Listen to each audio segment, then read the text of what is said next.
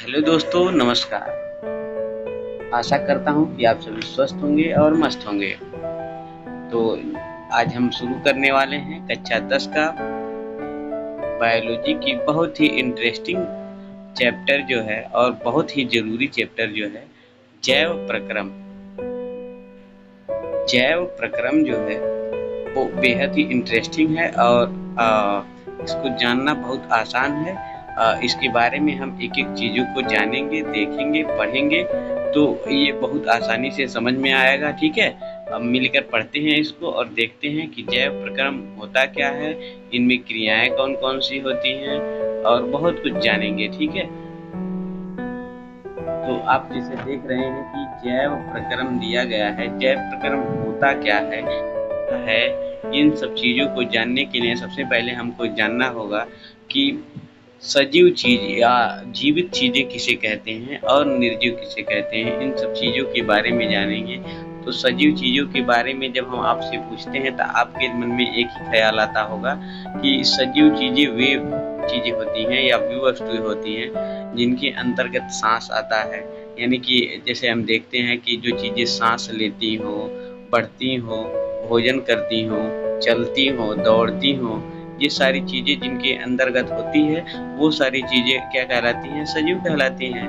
तो और तो ये जितनी भी प्रकार की क्रियाएँ हैं, खाना-पीना, चलना, उठना, बैठना, दौड़ना, घूमना-फिरना, बात करना, ये सारी प्रक्रियाएँ जो आती हैं वो जीवित प्राणियों में ही आती हैं। तो इन जीवित प्राणियों में जो सारी क्रियाएँ होंगी, बस यही क्रिया जो होती है, इसी को जैव प्रक्रम कहते हैं। जैसे भोजन करना, भोजन को पाचन करना और बहुत सारी ऐसी क्रियाएँ हैं जैसे अपशिष्ट पदार्थों को बाहर निकालना, शरीर में वृद्धि, ये सारी क्रियाएँ जो हैं वो जैव प्रक्रम के अंतर्गत आती हैं। जैव प्रक्रम या फिर हम ऐसे कह सकते हैं कि यदि कोई भी जीवित प्राणी को जिंदा रहने के लिए जिन-जिन चीज़ों की आवश्यकता है, जो भी कार्य संभव हो सकता है, जैसे जिंदा रहने के लिए चलना है, फिरना है, दौड़ना है, भोजन करना है, जनन करना है, ये सारी क्रियाएँ जो होती हैं, वो जैव प्रक्रम के अंतर्गत आती हैं। और तो जैव प्रक्रम के अंतर्गत हम लोग मुख्य जो बिंदु हैं उसके बारे में जो जो चीज़ें हम पढ़ने वाले हैं उसमें हो जाएगा सबसे पहले पोषण हो जाएगा, श्वसन हो जाएगा, प्रकाश संश्लेषण हो सकता है, पाचन, उत्सर्जन, परासरण, विसरण, प्रजनन, वृद्धि एवं विकास, गति एवं संचलन, अनुवांशिकी की क्रियाएं, इन सब चीज़ों के बारे में हम इसमें स्पेशल इसमें पढ़ेंगे, ठीक है? और इसके बाद हम देखते हैं जैसा कि इसमें लिखा हुआ है सबसे पहले कि हम जैव यानी कि जितनी भी जीवित चीजें होती हैं उसको सजीव कहते हैं और तथा अजैव यानी कि निर्जीव में कैसे स्पष्ट करते हैं। अभी हमने क्या बताया कि जो चीजें सांस लेती हो, जो बढ़ती हो, वृद्धि होता हो, पोषण होता हो, भोजन करता हो, सांस लेता हो, ये सारी क्रियाएं जिसके अंतर्गत होगी वो सजीव कहलाएगा। तो आगे हम पढ़ते हैं तो इसमें यदि हम देखते हैं कि यदि हम कुत्ते को दौड़ते हुए देखते हैं या गाय को जुगाली करते हुए अथवा गली में इंसान को जोर से चीखते हुए देखते हैं तो हम समझ जाते हैं कि वो सजीव है। जैसा कि हमें अभी अभी आपको बताया कि सजीव में कुछ विशेषताएं होती हैं। सजीव क्या करता है? सजीव भोजन करता है, सजीव चिल्लाता है, सजीव दौड़ता है। तो यानी कि इसमें दिया गया है कि कुत्ता दौड़ सकता है, गाय जो है जुगाली करती है। जुगाली का मतलब क्या होता है? वो हम देखते हैं कि जब गाय या भैंस जो होती हैं वो भोजन जब कर लेती हैं, चारा खा लेती हैं, उसके बाद जब बैठी रहती हैं तो अपने मुंह को चलाती हैं, चबाती हैं, उसी को जुगाली बोलते हैं, ठीक है? इसमें यदि कुत्ता, गाय, इंसान सो रहे हो तो क्या तब भी हम यही सोचेंगे कि ये सजीव हैं, लेकिन हम यह कैसे जानेंगे, ठीक है? तो कैसे जानते हैं? क्योंकि वो सारी चीज़ें जो होती हैं वो बैठी रहें या सोई रहें, सांस तो चलता ही रहेगा, सांस लेते हैं तो हम जान लेते हैं कि वे सजीव हैं। पौधों के बारे में हम कैसे जानेंगे कि वे सजीव है? पौधों के बारे में हम इन सब चीज़ों को देखते हैं तो इसमें क्या होता है कि उसमें हम देखते हैं कि पौधा क्या है? हरा है। पौधा क्या है? हरा है। तो हम जान जाते हैं कि ये क्या है? ये भी सजीव है। अब बहुत सारे ऐसे पौधों के बारे में भी होता है कि कि उनके रंग जो होते हैं वो अलग होते हैं, लेकिन क्या करते हैं उनको जब देखते हैं तो समय के साथ वृद्धि करते रहते हैं, उनकी आकार में वृद्धि होती है, जिससे ये स्पष्ट हो जाता है कि वे सजीव हैं। और दूसरे शब्दों में हम देखते हैं कि सजीव के सामान्य प्रमाण के तौर पर कुछ गतियों पर विचार करते हैं। ये गतियाँ वृद्धियों में संबंधित या अन्य हो सकती हैं, लेकिन पौधा भी सजीव है। लेकिन वह पौधा क्या होता है? सजीव होता है। कुछ पौधे ऐसे होते हैं जिनमें विकास नहीं दिखता है, जैसे मान लीजिए बहुत छोटा पौधा है तो उस पर उतना ज़्यादा प्रभाव दिखता नहीं है कि वो बढ़ रहा है कि घट रहा है, उनमें पत्तियों का कलर नहीं देख मिलता है। तो इससे क्या होता है कि हम ये नहीं कहेंगे कि वो पौधा सजीव नहीं है, वो भी क्या है? एक सजीव ही है। अच्छा कभी कभी हम देखते हैं कि कुछ ऐसे भी जंतु होते हैं जो सांस तो लेते हैं, परंतु उनकी गति स्पष्ट रूप से नहीं दिखाई देती। जैसे सांस ले रहे हैं तो उनमें उनके शरीर में कोई परिवर्तन नहीं दिखाई देता है, तो क्या हम ये कह सकते हैं कि वो सजीव है कि नहीं? तो इन सब चीज़ों के बारे में बहुत ज़्यादा कन्फ्यूजन हो जाता है। तो ऐसा नहीं है कि जो चीज़ें दिखाई दे रही हैं या दिखाई देने वाली ही चीज़ें सिर्फ सजीव हो सकती हैं, या इसका प्रमाण का एक ही मात्र तरीका है कि आप सांस लेते हो, ठीक है? ये चीज़ें आपको दिखेगी, नहीं भी दिख सकती है। अगर नहीं दिख रही है तब ये नहीं कहेंगे कि वो निर्जीव है, या फिर दिख ही रही है तो तब तो कह ही सकते हैं कि वो सजीव है, ठीक है? इसके बाद जैसा कि हम सभी जानते हैं कि कुछ गतियाँ ऐसी भी होती हैं जो हमारी आँखों से नहीं दिखाई दे सकती। जैसे अणुओं की गति जो होती है, जो बहुत ज़्यादा बारीक होता है, जो हमें दिखाई नहीं देता है। इस प्रकार जीवन के लिए भी आणविक गति बहुत आवश्यक है। यदि हम यह प्रश्न किसी व्यवसायी जीव विज्ञानी से करें तो इसका उत्तर सकारात्मक होगा। सकारात्मक का मतलब क्या?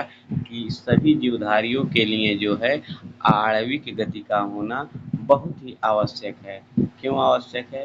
क्योंकि जब हम देखते हैं इस बात को लेकर एक विवाद भी है। जैसे विषाणु को देखते हैं तो वो क्या करता है कि जब तक वो सजीव किसी भी सजीव के डीएनए आरएनए से नहीं मिलता है तब तक वो आणविक गति नहीं करता है, और वो संक्रमित नहीं होता है तो नहीं करता है। इसी कारण से ये विवाद बना हुआ है कि वायरस को क्या कहा जाए, सजीव कहा जाए या निर्जीव कहा जाए।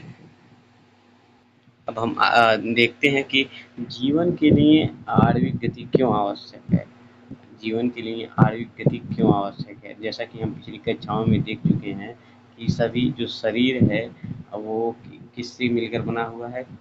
शरीर के अंगों से, शरीर के अंग तंत्र जो मिलकर के बनाते हैं। उसके बाद देखते हैं जो अंग तंत्र हैं अंग से मिलकर बने हैं। जो अंग हैं वो स्पेशल प्रकार के ऊतक से मिलकर बने हैं, और जो ऊतक होते हैं वो कोशिकाओं से मिलकर बने होते हैं। और कोशिकाएं जो होती हैं उनके अंदर बहुत छोटे छोटे कोशिकांग पाए जाते हैं, जो एक संगठित रूप धारण करके क्या बनाते हैं? एक सजीव का घटक की संरचना बना देते हैं। जिससे क्या होता है कि सुव्यवस्थित संरचना एवं समय के साथ साथ पर्यावरण के प्रभाव में भी क्या होते रहते हैं? अपने शरीर का आकार बदलते हैं या विघटित होते रहते हैं। यदि यह व्यवस्था टूटती है तो जीव और अधिक समय तक जीवित नहीं रह सकता। अतः जीवों के शरीर की मरम्मत तथा अनुरक्षण की आवश्यकता होती है, क्योंकि ये सभी संरचनाएं अणुओं से बनी होती है। अतः उन्हें अणुओं को लगातार गतिशील बनाए रखना चाहिए। सजीवों की अनुरक्षण प्रक्रम कौन से हैं? आइए इसके बारे में देखते हैं। जैव प्रक्रम क्या है? तो अभी हमने जिन बातों पर चर्चा की है कि जैव प्रक्रम, सीधे सीधे हम ये सब जान लेते हैं कि वे सारी क्रियाएं जो जिंदा रहने के लिए आवश्यक है, जैसे पोषण, न्यूट्रिशन, प्रजनन, ये सारी चीज़ें जो जरूरी हैं यही कहलाता है क्या? जैव प्रक्रम। जैव प्रक्रम होता क्या है इसके लिए हम जानेंगे। जैव प्रक्रिया की वे सभी रासायनिक एवं भौतिक क्रियाएं जो जीवित प्राणियों के भीतर घटित होती हैं, जैसे कि और जिनके कारण जीवन संभव हो पाता है, वे सारी क्रियाएं, ठीक है, जो शरीर के अंदर घटित हो रही हैं। और वे सारी क्रियाएं जिससे क्या हो, जीवन संभव हो सका है, जिंदा रहना संभव हो पाता है। वो सारी क्रियाएं जो होती हैं, ये प्रक्रियाएं को जीवन बनाए रखने के लिए, जैसे वृद्धि करने का, ऊर्जा प्राप्त करना तथा पर्यावरण के साथ साथ सामंजस्य स्थापित करने में मदद करती है। यही सारी क्रियाएं जो क्या कहलाती हैं? जैव प्रक्रम यानी कि लाइफ प्रोसेसेस कहलाती है। ठीक है, इनमें हम देखते हैं कि जैसे कि जब ऐसा कोई स्पेशल काम ना हो, उस समय भी विशेष कार्य नहीं होता है, जैसे कि हम सो रहे हों या अथवा कक्षा में बैठे हों, उस समय भी अनुरक्षण का काम चलता रहता है। शरीर के अंदर क्या चलता रहता है? अनुरक्षण का काम। वे सभी प्रक्रियाएं जो सम्मिलित रूप से अनुरक्षण का कार्य करती हैं, वही जैव प्रक्रम कहलाती हैं। यदि टूट-फूट रोकने के लिए अनुरक्षण प्रक्रम की आवश्यकता होती है, तो इनके लिए कोई ऊर्जा की आवश्यकता होती है। यह ऊर्जा एकल जीव के शरीर के बाहर से आती है। ठीक, इसलिए ऊर्जा का स्रोत का बाहर से जीव के शरीर में स्थानांतरण के लिए कोई प्रक्रम होना चाहिए। इस ऊर्जा के स्रोत को हम भोजन तथा शरीर के अंदर लेने वाले प्रक्रम को पोषण कहते हैं। पोषक के बारे में हम जान लेते हैं कि जैसे कोई चीज़ हम भोजन के रूप में ले रहे हैं और वो शरीर में क्या करता है? ऊर्जा प्रदान करता है। यही क्रियाएं क्या कहलाती हैं? पोषण कहलाती हैं। यदि जीव में शारीरिक वृद्धि होती है तो इसके लिए उसे बाहर से अतिरिक्त कच्ची सामग्री की भी आवश्यकता होती है।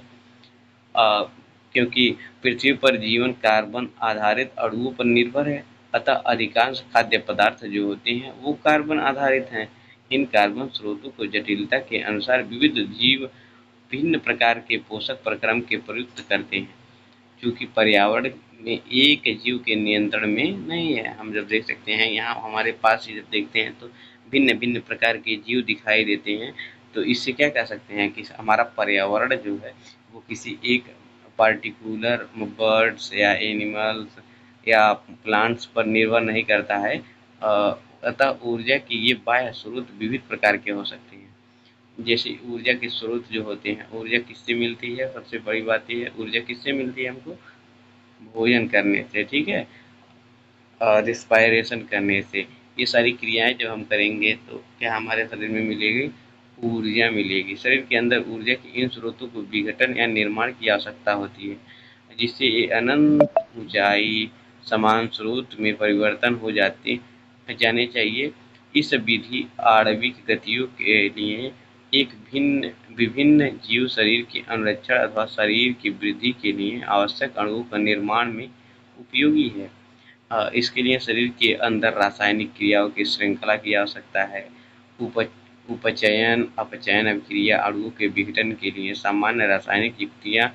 इसके लिए बहुत से जीव शरीर के बाहर स्रोतों से ऑक्सीजन प्रयुक्त करते हैं। शरीर के बाहर से ऑक्सीजन का ग्रहण करना तथा कोशिकीय आवश्यकता अनुसार खाद्य स्रोतों को विघटन में उसका उपयोग करना क्या कहलाता है? श्वसन कहलाता है। ठीक।